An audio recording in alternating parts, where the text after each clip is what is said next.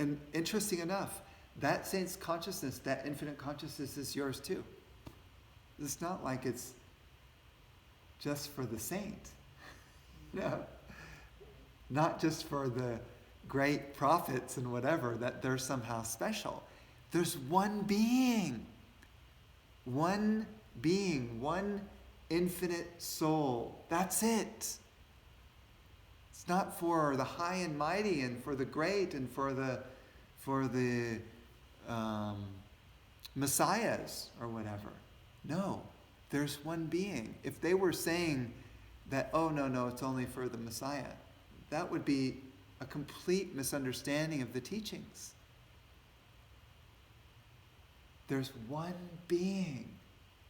Therefore, there's no you. No, one being, and all of them, and all of the manifestations out of that one being. But it's still only the one.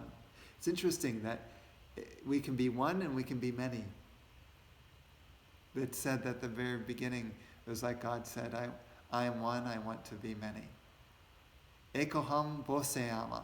That's in Sanskrit. I am one, I want to be many. And suddenly, manifestation happens. Wow.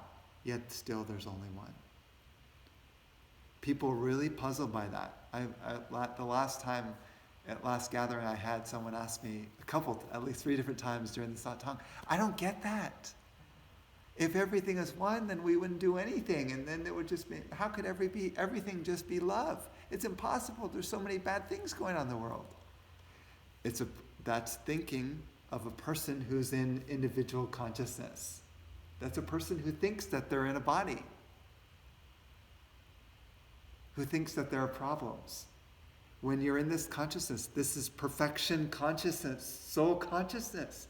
Everything is absolutely perfect as it is.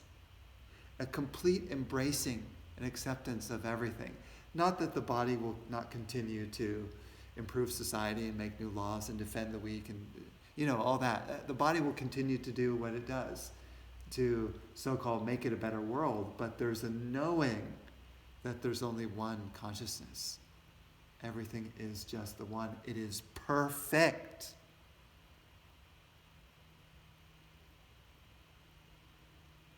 Just that concept should blow your mind when you really think about that. Because how does our mind think? There's many problems and I gotta fix them. Start of the day, how do I fix this problem? How do I fix this? How do I lose weight? How do I gain weight? How do I make more money? How do I make less money? Whatever it is.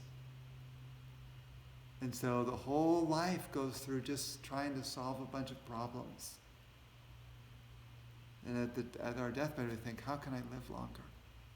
This is a problem. I'm dying now. There's a great Catholic saint who, he just was a beacon of light.